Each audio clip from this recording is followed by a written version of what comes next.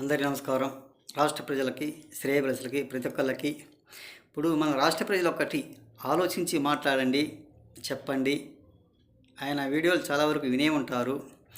మరి 5 కిలోమీటర్లకు 7 కిలోమీటర్లకు హెలికాప్టర్ వాడిన వైఎస్ జగన్మోహన్ రెడ్డి గారు ఏమైనా ఆయన సొంత డబ్బు ఏమైనా ఖర్చు పెట్టాడా రాష్ట్ర ప్రజలకు ఏమైనా, లేక వైఎస్ రాజశేఖర రెడ్డి గారు సంపాదించింది ఏమన్నా రాష్ట్ర ప్రజలకు ఏమైనా సంపాదించి పెట్టాడా, ఏమైనా ఖర్చు పెట్టాడా ఒక్కసారి చెప్పండి. మరి తమరి గారిది తమరు కడుక్కొని పక్క వాళ్ళ గురించి పక్కవాడి గురించి మాట్లాడితే చాలా బాగుంటుంది. కానీ ఆ సార్ గారికి చెప్పండి, మరి ఇలా ఒంటరిగా కూర్చొని ప్రెస్ మీట్లు పెట్టుకుంటూ మాట్లాడటం ఎంతవరకు మంచిది ఒక్కసారి మన రాష్ట్ర ప్రజలు చెప్పగలరా? ఎమ్మెల్యే గారికైనా కానీ.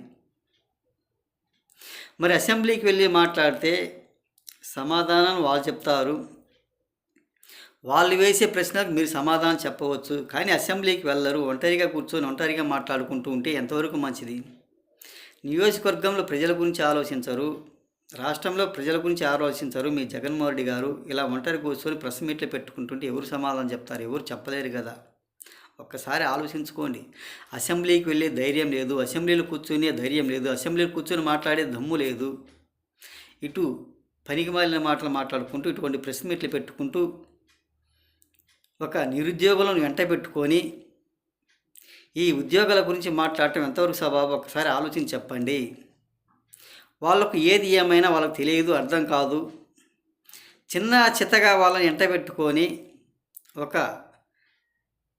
ఒకటో తరగతి నుంచి ఒక 10th క్లాస్ వరకు ఎంటబెట్టుకొని ర్యాలీలు చేస్తే ఎవరికి సబాబు, ఎవరికి మంచిది ఒకసారి చెప్పండి. వాళ్ళకు ఓటు హక్కు కూడా లేదు, వాళ్ళను సర్వనాశనం చేస్తున్నారు. అక్కడేదో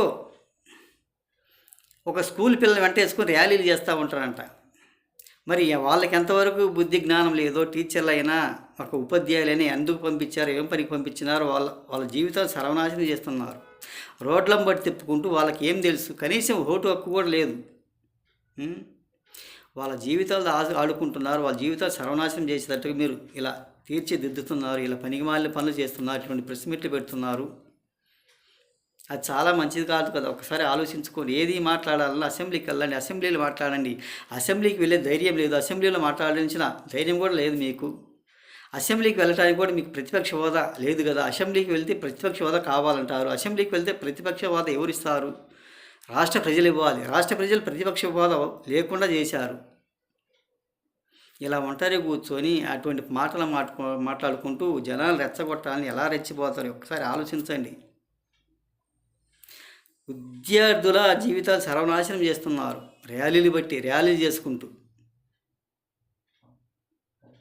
ఇటువంటి ప్రెస్ మీట్లు పెట్టవలసిన అవసరం లేదు. వాళ్ళ జీవితాలతో ఆడుకుంటున్నారు, వాళ్ళ జీవితాలు సర్వనాశనం చేస్తున్నారు. వాళ్ళ జీవితాలకు వాళ్ళే బాధ్యులు. విద్యార్థులు సర్వనాశనం చేసుకుంటున్నారు ఇటువంటి వాళ్ళకి వెళ్ళి ర్యాలీలు చేసి అని తెలియజేస్తూ ప్రతి ఒక్కళ్ళకి హృదయపూర్వక ధన్యవాదాలు.